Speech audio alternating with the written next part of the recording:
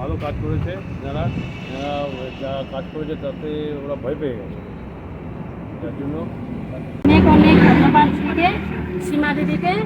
আর আমি কোনোদিনও ভাবতে পারিনি আমি এত তৎকাল কাজ করতে, মানে এটা আমার একদম মনের থেকে তোমাকে আমি ধন্যবাদ বলছি। ঠিক আছে, থ্যাংক ইউ দিদি।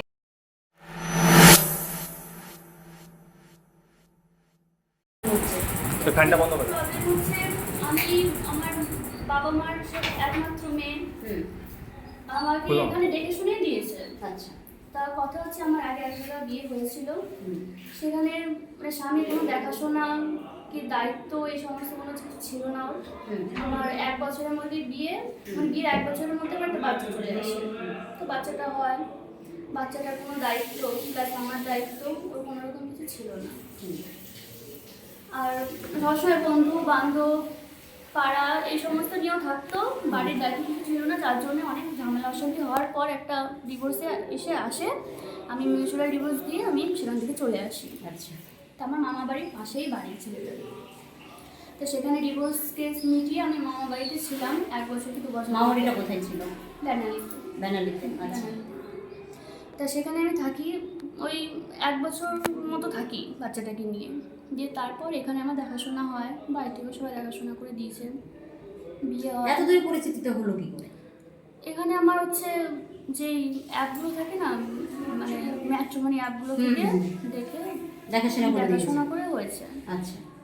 প্রথম দিকে সবই ঠিকঠাক ছিল, তারপর কি হলো, এখানে এসে আমার একটা বাচ্চা আসে। তো আমার আর আমার হাজব্যান্ডের মধ্যে বোঝাপড়া হয় যে এখন আমার মেয়েটা ছোট, এরকম আমি একটা ঝামেলা থেকে উঠে এসেছি সদ্য মাত্র, একটা ডিভোর্স কেস, একটা বাচ্চা, আমার নিজের বয়সও কত না, দেখেই বোঝা যাচ্ছে বয়স কম। তা আমি এখন সামলে উঠতে পারবো না, আমি মেন্টালি সেরকম প্রিপেয়ার না, একটা বাচ্চা যে আরেকটা নেবো, নিয়ে তাকে মানুষ করবো, সেটা আমি তাকে বলেছি। দিয়ে বলছে, তখন ওর উত্তর আছে যে ঠিক আছে তাহলে তুমি তোমার মার কাছে ফোন করো, তুমি তোমার মাকে জানাও এরকম এরকম আমাদের একটা বেবি এসেছে, কি করা যায়। তখন আমার মা আমার হাজব্যান্ডকে বলে যে তোমাদের এখন নিজেদের সংসারটা তুমি আগে সামলাও, বোঝাও, একটা বাচ্চা ছোট, মেয়েটা তো এরকম একটা ঝামেলা পার করে এসছে, তুমি পরে বলতে পারবে, এরকম একটা কথাবার্তা হয়।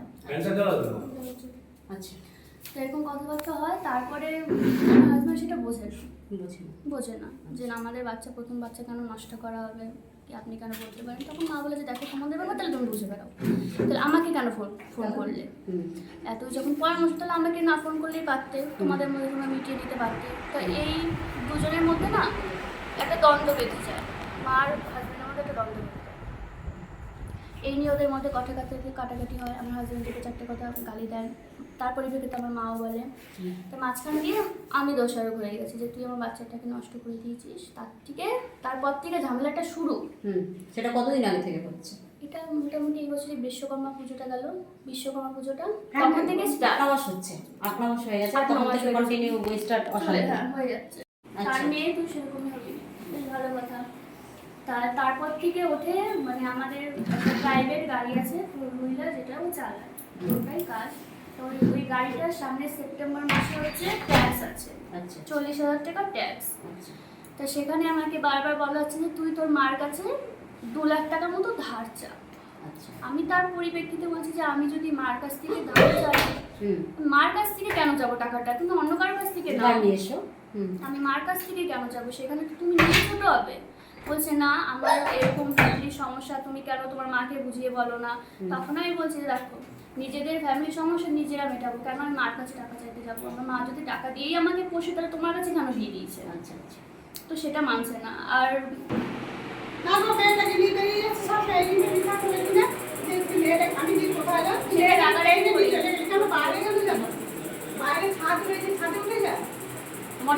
তুমি কি চাইছো এখন? ফাইনালি আপনি বলতে পারবেন ওর মুখ থেকে আমি একটু পরিষ্কার করে শুনি, এখন এ কি চাইছে, কি চাইছো বলো, তুমি কি চাইছো? হ্যাঁ, আমি এখন চাইছি যে এইভাবে তো মানে আমি আর পারছি না, আমি মেয়ে নিয়ে আমার যা ভবিষ্যৎ আমি করে নিই। সংসারটা করতে চাইছিল না, সিদ্ধান্তটা আমার ফাইনালি নিয়ে গেছো। শোনো মাসিমা, একটা কথা বলি, আমি কি বলছি, বিয়ের পাশে প্রেমের পাশে, যখন আপনার ছেলে কন্টিনিউ ওকে বলছে বেশ্যাবৃত্তি করে তোর মা, বেশ্যার মেয়ে, তখন তো সে মুখটা বন্ধ করে রাখতে পারবে না। ছেলের দোষটাও দিন পরে মেয়ের কেন দোষ দিচ্ছে? আমি কখন বলি যখন আমার গায়ে কাদা ছিটাবে,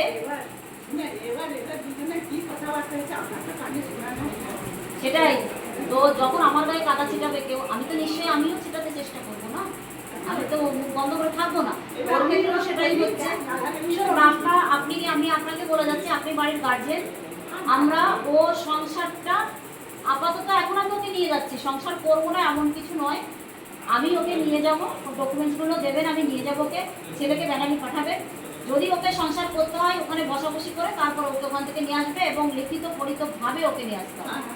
যাদের কিস্তিকাম, এই টর্চার, মা তুলে কথাবার্তা, এত কিছু কিন্তু করা যাবে না। আমি চাইলে আজকে পুলিশের সবাইকে হাত করা পড়াতে পারতাম, কারণ পণের জন্য ওকে চাপ দিচ্ছেন আপনারা, পণের জন্য, টাকার জন্য চাপ দিচ্ছে আপনার ছেলে, আপনার ছেলে দিচ্ছে, আপনার ছেলে দিচ্ছে। তাহলে সে একটা রোজগার করা ছেলে না, কথা হচ্ছে শুনুন, একটা রোজগার করা ছেলে, একটা রোজগার করা ইয়াং ছেলে, তার শরীরে এখনো কাগজ রয়েছে, চলছে না, তাহলে আমার ক্ষমতা যখন নেই, আমার উপর প্রেশার দিলে তো হবে না যে আমার বাজারে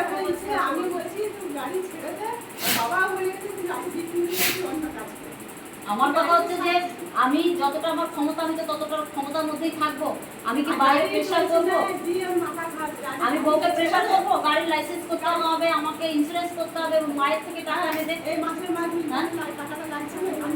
এটা কি একটা, মানে এটা কি একটা যোগ্য ছেলের কথা?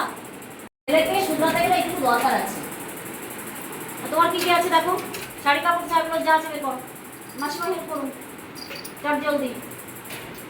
দিদি দেখেন কি কি নিই না নিই, বুঝলে তো? আপনি এই দেখে নেবেন, ও যখন লেট হবে নেবে, আপনি ভিডিও করে নেবেন, আচ্ছা একটু দেখে নেবেন আপনার কোনো জিনিস ওগুলো কি তোমার সার্টিফিকেট? এগুলো সব বুঝবেন, সব দেখে নেন, সব দেখে নাও, ওর কোনো জিনিস লেট কি তুই দিয়েছিস না? না ওদের বৃষ্টি হচ্ছে বাইরে। জামা চুড়িদার শাড়ি ফাড়ি তাহলে শাড়ি দাম করো, কথা মতো না। ও যেটা যেটা নেবে সেটাই চুজ করবে, এখান থেকে যেটা যেটা ওখান থেকে। এটা কি আছে, এখানে কি আছে? এটা শাশুড়ি মা দেওয়ার টাকা আর বিয়ের সময় দিয়েছে। এটা তোমাকে গিফট করেছিল, তো তুমি এটা রেখে যাবে তাই তো? শাশুড়ি মায়েরটা আর হাজবেন্ডের যে আংটিটা তুমি দিয়ে যাচ্ছ, আচ্ছা শাশুড়ির হাতে দাও। আচ্ছা মাসিমা, আপনার যে বৌমাকে আপনি যে গিফটটা দিয়েছিলেন সেটা আপনি বুঝে পেলেন তো? কি আছে এখানে, কি আছে? কানের আছে, এটাই ছিল বৌমাকে দেওয়ার? আচ্ছা একটু উঁচু করে ধরুন না, একটু উঁচু করে কানটা ধরুন। আচ্ছা আরেকটা, আরেকটা, আর আংটিটাও আচ্ছা আর আংটিটা ধরুন একবার। আচ্ছা আপনি ঠিক আছে। বুঝে পেলেন তাই তো? ঠিক আছে, ঠিক আছে, ঠিক আছে, ওটা রেখে দিন যত্ন করে। কি কি আছে একটু দেখো। এটা আমার বিয়ে আচ্ছা এটা কানের আছে তাই তো? আর কি আছে?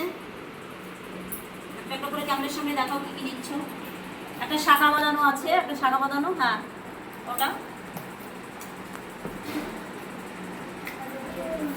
হ্যাঁ বিয়েতে ওর মায়ের বাড়ি থেকে এটা দিয়েছিল, সেই আংটিটা ও নিচ্ছে।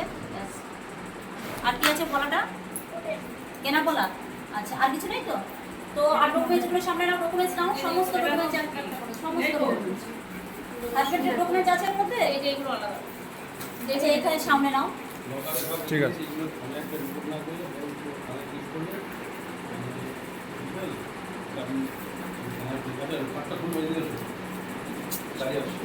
ঠিক আছে, ঠিক আছে।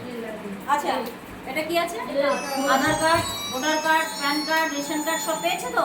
সমস্ত ডকুমেন্টস আপনি সব পেয়েছো তো? আচ্ছা আর এগুলো কার হাজবেন্ডের? আচ্ছা ও হাজবেন্ডের গুলো রেখে দিচ্ছে আর ওরগুলো নিচ্ছে, ঠিক আছে, ডকুমেন্টস নিচ্ছে। দেখাও দেখাও সেটা, একটা একটা করে দেখাও। হাজবেন্ডের আধার কার্ড, ভোটার কার্ড ওর মায়ের হাতে যখন তুলে দেবে সেটা ছবি করবে যে আমি ডেট তুলে দিয়েছি। এই যে আধার কার্ড। এটা স্টেট ব্যাংকের একটা কার্ড আছে। আচ্ছা এটা বাইকের বোধহয়, এটা বন্ধনাইকের কার্ডটা, এটা ভোটার কার্ড, আর এটা বোধহয় এইচপি গ্যাসের কিছু একটা হবে। আচ্ছা, সমস্ত ডকুমেন্টস সব ঠিক আছে। সব সব। এটা ধরো, এটা ব্যাগে ঢুকাও। এটা আমার আচ্ছা এটা রাখো না। এটা শাশুড়িমার হাতে দাও। এটা তোমার ছেলের সমস্ত ডকুমেন্টস। এখানে সমস্ত ডকুমেন্টস আছে। ঠিক আছে, তারপর তুমি পেয়েছো? তো যাই হোক ও অনেক চেষ্টা করেছিল সংসারটা করার, তো সংসারটা করতে পারলো না বল, তো এখান থেকে ও সংসারটা করতে চাইছে না, প্রচুর টর্চার এবং যেটা হচ্ছে আমরা পণ প্রথা আমরা নিন্দনীয়, সেই পণের চাপ ওকে দেওয়া হচ্ছিল, প্রচুর প্রচুর টাকা মান্থলি ওকে বাপের বাড়ি থেকে আনার জন্য প্রেশার করা হচ্ছিল। মানসিকভাবে ও বিধ্বস্ত এবং ও সুইসাইডও করতে গেছিলো। তো সেই অবস্থায় আজকে এখন আমি ওকে বাপের বাড়িতে নিয়ে যাচ্ছি। পরে যদি ওর হাজব্যান্ড যায় ওখানে একটা বসবাসের মাধ্যমে তুই যদি সংসার করতে পরবর্তীতে রাজি হয়, ওকে আমি আবার এখানে নিয়ে আসবো। বর্ধমান, তাই তো? আমরা বলছি পূর্ব বর্ধমানে এসেছিলাম কাজে। বোনের নাম কি? রিম্পা কুণ্ডু।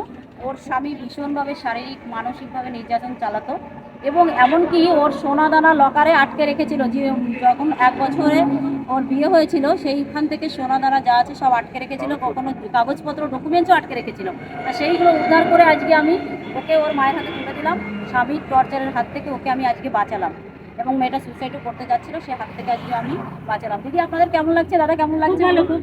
খুব ভালো কাজ করেছে। যারা যা কাজ করেছে তাতে ওরা ভয় পেয়ে গেছে, যার জন্য হ্যাঁ, অনেক অনেক ধন্যবাদ দিদিকে, সীমা দিদিকে।